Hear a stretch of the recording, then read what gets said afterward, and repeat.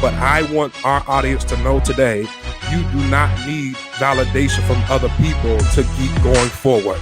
Death to external validation. I want us to be intentional about that, because it is something that if you don't let it die, it'll keep popping back up. That you may suppress it, you may put it down for a little while, that need and that want for validation. But if you don't kill that and bury that, it'll pop itself back up at the most inopportune times, to where you'll find yourself doing the same thing over and over and expecting a different result. I believe that's the definition of insanity.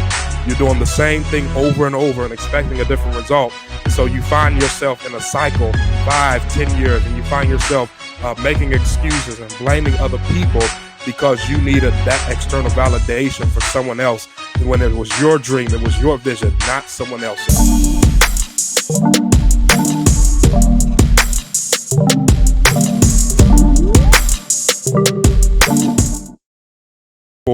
But you'll see those entrepreneurs that are determined and don't need the self-validation, that I'm coming to you not to affirm me, not to self-validate me, not to give me the stamp of approval.